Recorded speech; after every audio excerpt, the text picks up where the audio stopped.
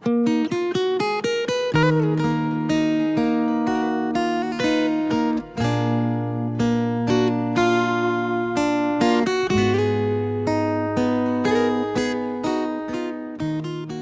kasih kepada semua penonton-penonton, sahabat-sahabat Al-Quran kerana terus istiqamah dalam My Quran Time, baca, faham, amal. Seperti biasa kita nak belajar sedikit ilmu tajwid pada hari ini. Kita nak teruskan berkenaan dengan hukum idgham yang kita dah belajar semalam. Yang mana idgham ni dia ada pecahan dia. Idgham kita boleh faham dari sudut idgham tu memasukkan sesuatu ke dalam sesuatu, masukkan huruf mati itu ke dalam huruf selepas itu. Baik, idgham terbahagi kepada dua bahagian. Yang pertama, kita lagi membincang tentang nun mati dan tanwin. Hukum pada hukum idgham. Iaitu idgham ada dua, satu bila gunnah, yang kedua idgham bi gunnah. Apakah idgham bila gunnah? Kita lihat slide yang seterusnya. Idgham bila gunnah yang bermaksud idgham bila gunnah ialah idgham tanpa dengung. Dia tidak ada dengung. Huruf dia ada dua sahaja, lam dan ra. Kita lihat contohnya. Yang selalu kita baca, dalam ayat kita baca ada dalam ayat yang pertama kita baca 38 tadi. Baris yang kedua tu, kullama dakhalat ummatul la'anat ukhtaha. Ummatul la, tanwin berjumpa dengan lam. Lam adalah huruf idgham bila gunnah. Maka cara baca itu, tanwin tu dimasukkan dalam lam secara total. Maknanya tidak ada lagi tanwin nun tu. Ummatun dah tak ada dah. Tak boleh baca ummatun la, tak boleh. Ummatul la'anat. Juga sama pada ayat kedua tu, walakin la. Asal dia walakin. Nun mati tu asalnya. So bila jumpa dengan lam, maka kita kena masukkan nun tu dalam lam secara semua. Walakin la. Nun dah tak ada. Juga sama pada perkataan nun mati bertemu dengan ra. Mir rabbihim. Mir rabbihim. Tak boleh kita baca min, tak ada dengung tu tak boleh. Terus masukkan nun dalam ra. Mir rabbihim. Okey, baik. Yang kedua ialah idgham bi gunnah ataupun kita biasa sebut idgham ma'al gunnah. Yang bermaksud idgham bi gunnah ialah idgham beserta dengung. Idgham itu memasukkan huruf ke dalam itu beserta dengan dengung. Hurufnya ada 4. Ya, waw, nun dan mim. Macam-macamlah kita boleh sebut yauman ke, yanmu ke. Ada 4 huruf. So bila nun ataupun tanwin mati bertemu dengan salah satu daripada huruf 4 ni, ya, waw, nun dan mim, maka kita kena baca dia dengan idgham bi gunnah beserta dengan dengung. Masuk dan beserta dengan dengung. Tadi bila gunnah masuk saja tak dengung. Ini masuk beserta dengan gunnah ataupun dengung. Tengok contoh ayat yang terakhir. Liqaumin ya'lamun. Min tanwin berjumpa dengan ya. Liqaumin ya'lamun. Lahwan wa la'iba. Tanwin berjumpa dengan waw. Lahwan wa la'iban wa gharrathumul hayat. Fanujjiya man nasha. Nun mati bertemu dengan nun. Fanujjiya man nasha. Maka suara gunnah tu kena panjangkan beserta dengan dengung. Ini caranya ialah memasukkan huruf tu. Masukkan apa? Masukkan tanwin ataupun nun mati tu ke dalam huruf selepasnya. Kalau ya, yalah liqaumi. Maknanya suara kita tu berlaku dalam 2 corong. Satu di mulut, masuk dalam ya kalau berjumpa dengan ya. Yang kedua keluar di hidung. 2 corong. Hidung gunnah, kemudian di mulut itu huruf yang dimasukkan tu. Kalau ya, yalah. Kalau waw, waw lah. Contoh kita baca miwal, miw. Kenapa kita muncul mulut? Sebab nun tu masuk dalam waw. Kemudian dalam pada masa yang sama juga serentak kita mesti melakukan gunnah di hidung. Suara keluar daripada 2 corong, mulut dan juga hidung. Serentak, mula serentak, habis serentak. Bukan hidung dulu, miu baru masuk waw, bukan. Ataupun bukan mulut saja, miu tak masuk hidung, dua-dua. Ya berdaan ma'an. Mula serentak, wa yantahiyani ma'an, dan akhir pun serentak. Min wal wala liqaumin ya'lamun. Wallahu taala a'la wa a'lam. Alhamdulillah, terima kasih. Seperti biasa, tajwid yang ingin kita kongsikan pada hari ini, jika semalam Al-Fadhil Ustaz Ahmad Tirmizi sudah kongsikan dengan kita tentang idgham ma'al gunnah atau bi gunnah dan juga idgham bila gunnah. Dan kita nak sebut lagi pada hari ini tentang kedua-dua hukum tadi, iaitu idgham ma'al gunnah dan juga idgham bila gunnah. Apa huruf dia, kan? Apa kalimah dia, contoh ayat dia. Jom kita sama-sama saksikan tajwid kita. Ialah hukum nun sakinah dan tanwin, hukum idgham. Idgham terbahagi pada dua bahagian, iaitu idgham bila gunnah dan juga idgham bi gunnah. Idgham bila gunnah ada dua huruf yang terlibat. Ada dua huruf yang terlibat, iaitu huruf lam dan juga ra, iaitu idgham bila gunnah ialah idgham tanpa dengung. Tanpa dengung, iaitu tanwin dan nun mati bertemu dengan ra dengan lam tak dengung. Yang kedua idgham ma'al gunnah. Yang ni idgham ma'al gunnah ni kalau contoh idgham bila gunnah, kullama dakhalat ummatul la'anat. Jadi kita tak dengung kat situ. Jangan kita ummatul salah. Ataupun kita tak dengung tapi kita pegang ummatun, lama juga pegang, tak boleh juga. Kita kena jelaskan bacaan kita tanpa dengung kat situ. Ummatul la'anat. Walakilla, nun mati bertemu dengan lam. Walakilla, jangan bunyi nun lagi, jangan. Walakin la, salah. Walakilla, kan? Dan juga contoh yang ketiga, mir rabbihim, hilang dah bunyi nun tu sebab apa? Masuk pada ra, idgham bila gunnah, masukkan bunyi nun ke dalam ra tanpa dengung. Mir rabbihim. Okey, kita tengok pula yang berserta dengan dengung pula, iaitu idgham bi gunnah, ataupun kadang-kadang kita belajar disebut idgham ma'al gunnah. Maksud dia apa? Idgham bi gunnah ialah idgham berserta dengan dengung. Nun mati atau tanwin, nun sakinah atau tanwin bertemu dengan huruf mim, bertemu dengan huruf nun, bertemu dengan huruf waw, bertemu dengan huruf ya. Mesti kita masukkan bunyi nun atau tanwin itu ke dalam empat huruf ini. Kita tengok contoh dia, antaranya ialah liqaumi ya'lamun. Kan, mim tanwin bertemu dengan ya, mi ya'lamun. Lagi apa dia contoh dia? Lahwa, tanwin bertemu dengan waw. Jadi bunyi tanwin tu masuk dalam waw. Lahu berserta dengan dengung, dua harakat. Lahwa, kan? Lagi apa dia? Man nasya, nun mati bertemu dengan nun. Manna.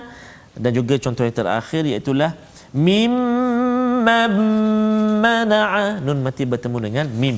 Mimma mana'a. Jadi idgham ma'al gunnah ini iaitu masukkan bunyi nun atau tanwin tadi ke dalam huruf-huruf tersebut. Yang empat tadi bertemu dengan empat huruf ini, yauman ataupun yanmu ni tak kira lah. Contoh dia tu berserta dengan dengung dengan kadar dua harakat. Jadi itu dua ilmu tajwid yang kita kongsikan pada hari ini, iaitu idgham bila gunnah dan juga idgham ma'al gunnah. Kalau mengikut bacaan kita hari ini dalam muka surat yang ke-156 ini ada antaranya, kalau kita baca pada ayat yang ke-46, rijalun ya'rifu. Rijalun, masuk lun tu, tanwin tu masuk dalam ya, dengung dua harakat. Lui. Sebab ada yang baca rijalun, tak kena. Ataupun min wara, dia baca min, dia tak dengung. Miu, contoh tu kan. Liqaumi ya'lamun. Okey, jadi itulah Ustaz Fazrul dan juga sahabat-sahabat Al-Quran yang dikasihi Allah Taala sekalian, hukum yang selalu kita jumpa dalam bacaan Al-Quan, bi gunnah bila gunnah. Insya-Allah, terima kasih diucapkan. Yes, biasa kita nak belajar sedikit tajwid pada hari ini, iaitu kita nak ulang kaji. Saya tak nak cepat-cepat. Kalau cepat-cepat kita masuk tajuk lain, nanti takut kita tak faham. Okey, kita dah belajar berkenaan nun mati dan tanwin. Kita dah belajar hukum pertama, izhar hari itu. Hukum kedua kita dah belajar 2-3 hari ini, iaitu hukum idgham. Apa itu idgham? Idgham ada dua, ada bila gunnah, idgham yang masuk tanpa dengung, dan idgham bi gunnah ataupun ma'al gunnah yang masuk berserta dengan dengung. Hari ini kita nak ulang kaji satu. Ulang kaji sahaja, iaitu ulang kaji hukum idgham, iaitu idgham bila gunnah. Kita lihat slide kita pada hari ini. Okey, idgham bila gunnah ialah seperti mana kita sebut sebelum-sebelum ni, ialah idgham tanpa dengung. Cara bacaan macam mana? Hendaklah kita masukkan huruf yang mati itu Bila sebut huruf mati ni apa dia? Tak lari dah daripada sama ada nun mati ataupun tanwin. Sebab kita bincang sekarang ni ialah nun mati dan tanwin. Okey, so masukkan huruf mati sama ada nun mati ataupun tanwin ke dalam huruf selepasnya tanpa boleh kita dengungkan. Dan huruf idgham bila gunnah ni sebagaimana kita maklum ada dua sahaja, lam dan ra. Okey, maknanya bila nun mati ataupun tanwin jumpa saja lam dan ra, kita kena masukkan suara nun tu ke dalam lam ataupun dalam ra. Dengan tanpa kita dengungkan dia. Kita lihat contoh kita pada hari ini, kita ambil dua-dua contoh. Contoh tanwin pun ada, contoh nun mati pun ada. Okey, pertama wa rahmatan liqaumin. Wa rahmatan, asal dia bacaan asalnya wa rahmatan izhar tanwin kan. Tapi bila jumpa dengan lam, kita bacanya dengan idgham. Masukkan tanwin itu dalam lam. Wa rahmatan liqaumin. Contoh kedua, nun bertemu dengan lam pula. Milladunka. Suara nun dah tak ada pada bacaan. Dia hanya ada pada tulisan sahaja. Okey, pada bacaan nun tu ke mana nun tu pergi? Nun tu dah masuk dalam lam. Milladunka rahmah. Milladunk. Terus. Kemudian jumpa dengan ra pula. Nun bertemu dengan ra. Mirrabbi. Mirrabbihim. Mirrabbihim. Mirra. Terus mirra. Jangan minra, jangan ada unsur-unsur nun lagi. Kerana nun masuk secara total masuk dalam ra. Juga tanwin ghafuran rahima. Ghafuran tanwin jumpa dengan ra. So bacaannya ghafurar rahima. Ghafurar rahima.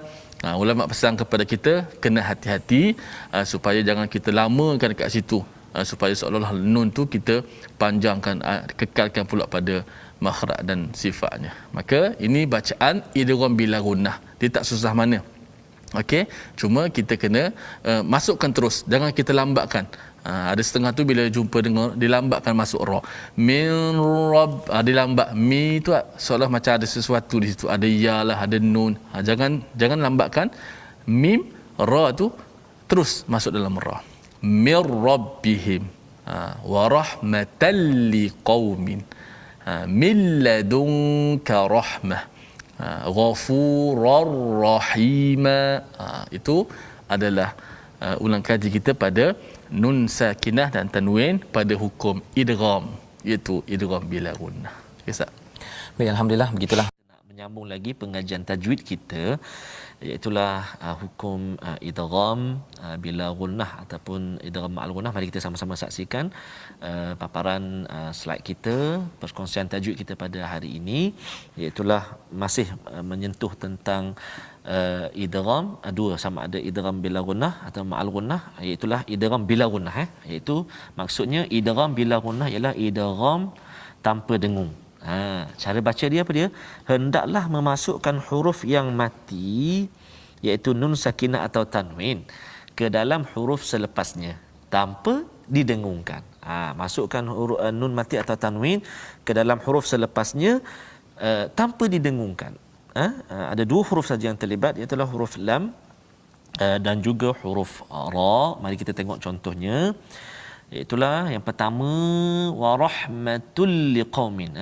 Wa rahmatul liqaumin, ayat yang ke-52, wa rahmatul liqaumin. Jadi tul liqaumin itu masukkan lantunan tun itu, tanwin tu ke dalam huruf lam tanpa dengung. Jadi seolah-olah hilang bunyi tanwin tu. Wa rahmatul liqaumin, satu. Kemudian yang kedua, nun mati bertemu dengan lam. Nun mati bertemu dengan lam, milladunka, milladun. Jadi nun hilang masuk dalam lam, tapi tanpa dengung. Milladun. Seterusnya nun mati lagi bertemu dengan ra. Mirrabbi. Kan? Kesempurnaan huruf nun bunyi itu hilang, masuk dalam ra. Mirrabbi, jangan min rabbi, salah. Mirrabbi. Dan juga contoh yang terakhir, ghafurar rahima, tanwin baris dua di atas bertemu dengan huruf ra, ghafurar rahima, kan? Jadi tanpa dengung, masukkan terus bunyi tanwin ke dalam huruf ra tanpa dengung. Jadi tuan-tuan dan puan-puan, sahabat Al-Quran semuanya, ada juga kadang-kadang pembaca-pembaca kita dia tak dengung tapi dia hold, dia pegang kat situ. Contoh mil ladun salah juga. Jelaskan dia terus mil ladun ataupun mir rabbihim kan, mir lama dia pegang, mir rabbihim, jadi nama dia idgham bila gunnah. Bila berlaku nun mati atau tanwin bertemu dengan dua huruf, iaitu huruf lam dan juga huruf ra. Cara baca dia, masukkan bunyi nun mati atau tanwin ke dalam kedua-dua huruf tadi tanpa dengung. Kalau ma'al gunnah ataupun bi gunnah dengan dengung. Bila gunnah masukkan tanpa dengung. Wallahu a'lam. Terima kasih diucapkan pada yang dikasihi Allah Subhanahu Wa Taala sekalian. Kita dah berkongsi sepanjang minggu ini, antaranya ialah tentang idgham bi gunnah ataupun idgham ma'al gunnah dan juga idgham bila gunnah. Jadi hari ini kita nak sambung lagi ulang kaji ataupun pengajian kita dalam bidang tajwid, iaitu tentang idgham bi gunnah ataupun ada setengah kita gunakan idgham ma'al gunnah. Apa dia idgham bi gunnah? Maksudnya idgham bi gunnah ialah idgham berserta dengan dengung. Cara baca dia, hendaklah memasukkan huruf yang mati, iaitu nun sakinah atau nun mati ataupun tanwin ke dalam huruf selepasnya berserta dengan dengung. Kan masukkan huruf yang mati, iaitu nun mati atau tanwin ke dalam huruf selepasnya berserta dengan dengung. Kita telah belajar sebelum ini huruf idgham ma'al gunnah ni ada 4, iaitu ya, waw, mim dan nun. Jadi setiap kali nun mati ataupun nun sakinah dan juga tanwin bertemu dengan 4 huruf ini, maka kita kena masukkan huruf tersebut, huruf nun mati ataupun tanwin ke dalam 4 huruf tadi. Kan? Contohnya kita tengok pada ayat yang ke miwal, ayat yang ke-11 surah yang ke-13, ayat yang ke-11, kalimah nun mati bertemu dengan waw. Miwal, hilang bunyi nun, pergi mana? Masuk dalam waw. Miwal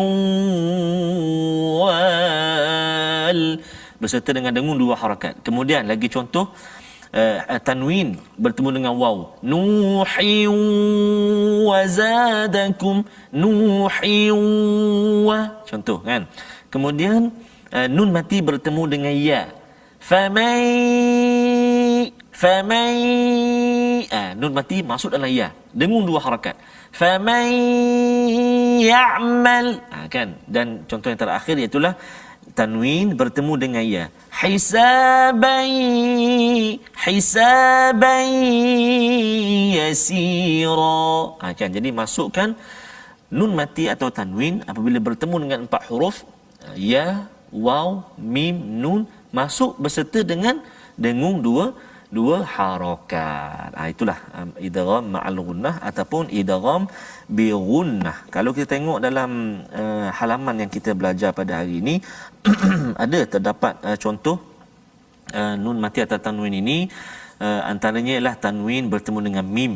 Banyak tanwin bertemu dengan mim. Okey, satu, ayat yang ke-69, nuhi wa zadakum. Kita sebut juga tadi nuhi wa zadakum. Dan kalau kita perhatikan tuan-tuan dan puan-puan, sahabat Al-Quran semuanya, kalau kita perhatikan baris dia, dari segi baris dia tanwin ni baris 2 ni, bila dia dengung baris dia tu tak selari. Tak selari. Nak buat macam mana? Cara susunan, cara dia tulis dulu. Cara dia tulis tu dia dah bantu kita.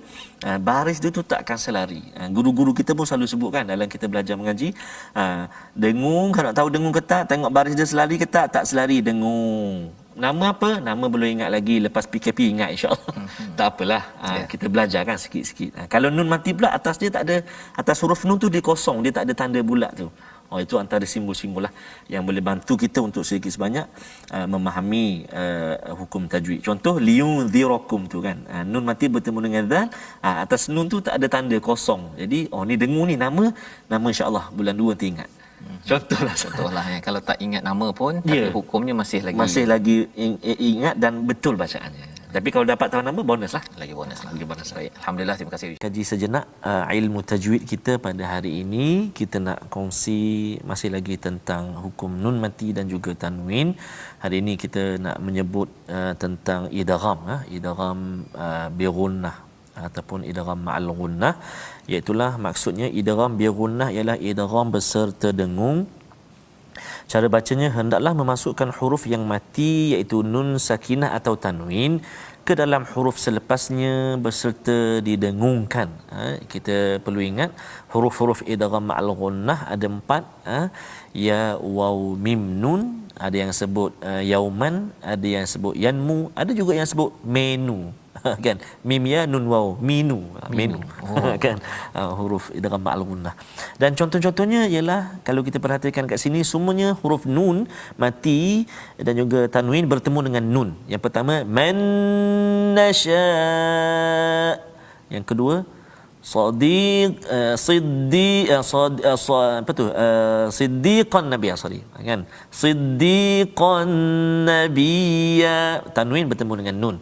Kemudian yang ketiga nun mati bertemu dengan mim, wa man ma'iya, kan.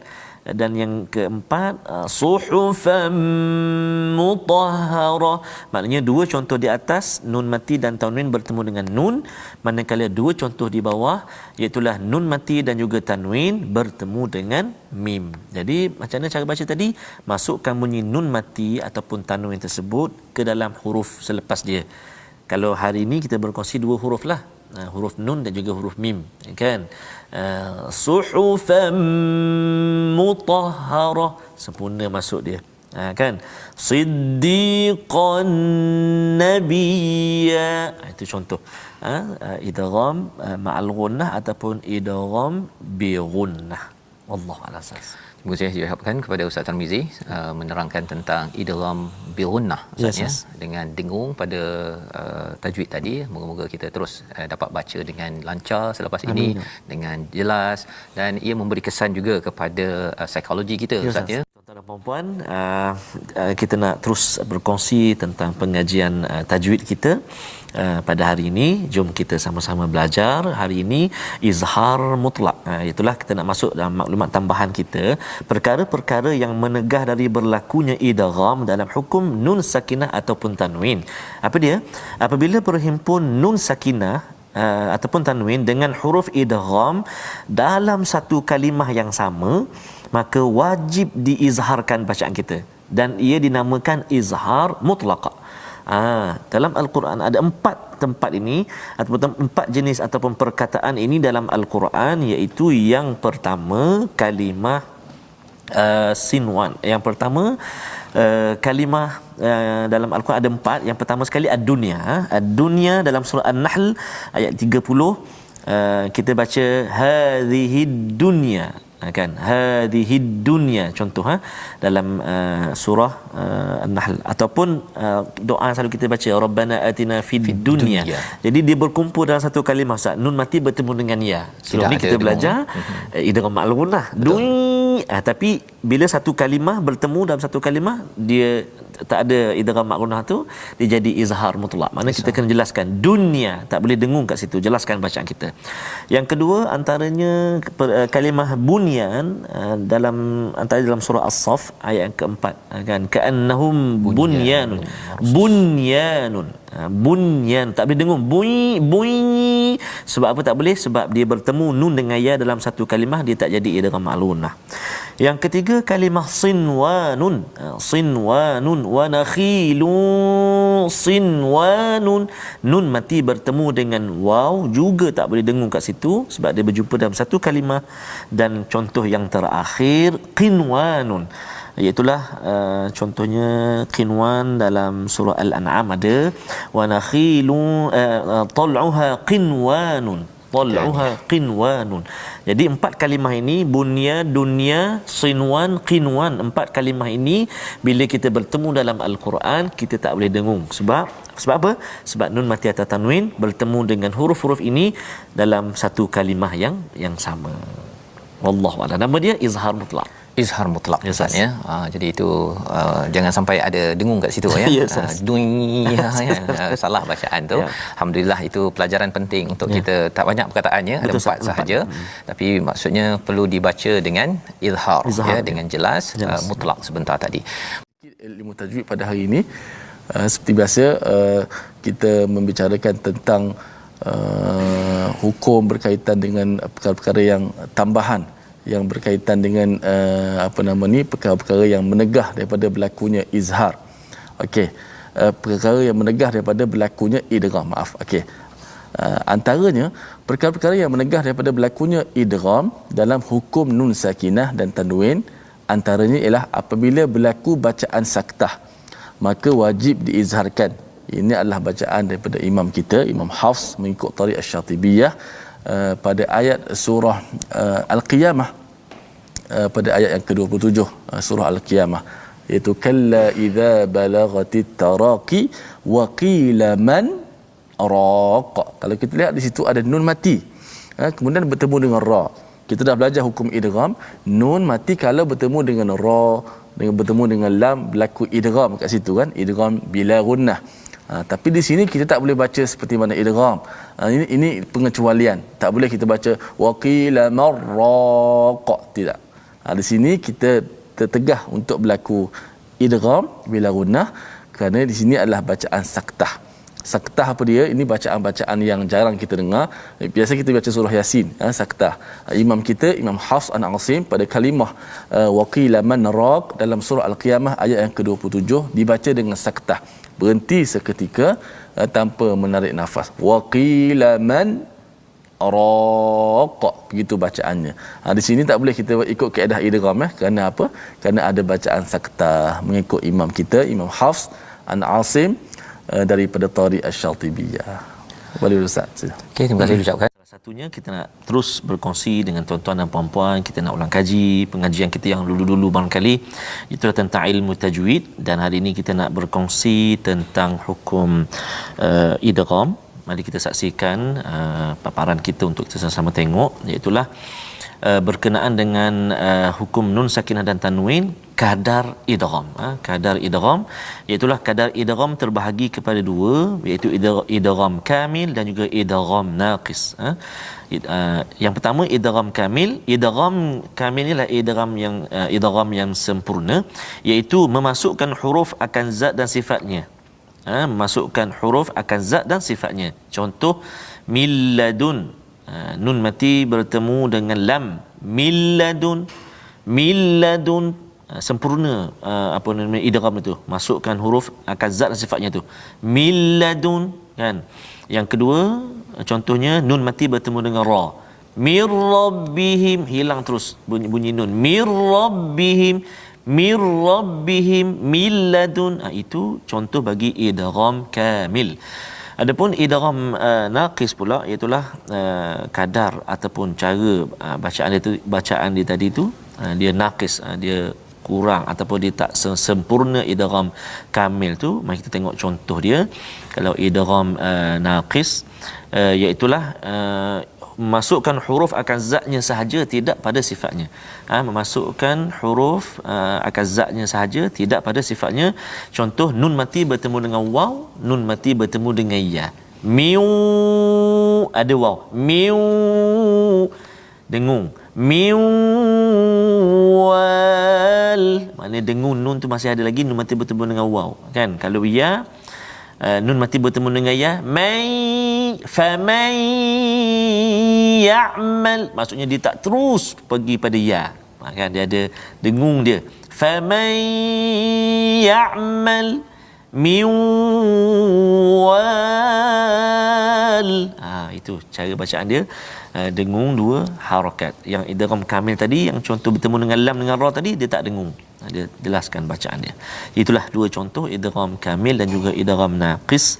Boleh kita praktik dan kita cuba pula dengan guru-guru kita insya-Allah taala. Wallahu a'lam. Terima kasih ucapkan. Jadi seperti biasa kita nak terus berkongsi juga ulang kaji kita tentang ilmu tajwid. hari ini kita nak sebelum ni kita telah berkongsi tentang idgham ma'al ghunnah, idgham bila ghunnah, masuk tanpa dengung, masuk dengan dengung, kan. Jadi kita nak tengok pula hari ni tahap dengung dia tu. Ada dengung yang sempurna, ada dengung yang kurang. Mari kita saksikan slide paparan yang kita sediakan, iaitulah nun sakinah dan tanwin.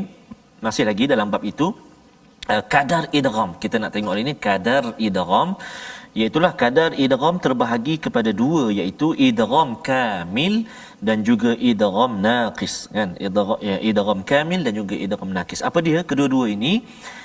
Idgham kamil iaitu idgham sempurna, iaitu memasukkan huruf akan zat dan sifatnya. Contoh, min ladun, maksudnya bunyi nun tu ke dalam lam tu masuk kedua-duanya, zat dan juga sifat, komplit masuk dia, sempurna masuk dia, kan. Min ladun, jadi tak ada bunyi nun langsung dah, tak ada min salah, min ladun terus pergi lam, min ladun, kan. Contoh, itu contoh yang pertama. Kalau dalam ayat yang kita baca pun ada ayat 105 tu, mula-mula sekali tu haqiqun ala alla, kan. Jangan pegang dia, jangan salah. Alla, itu contoh pertama. Contoh yang kedua, apa tu, mir rabbihim, kan. Contoh sama juga, nun mati bertemu dengan ra. Contohnya mir rabbihim ataupun mir rabbikum juga ada ayat pada ayat yang ke-105 tu, bayyinatim mir rabbikum. Jadi jangan pergi nun dulu, batu baru ra, tak, dia terus pergi pada ra. Mir rabbikum,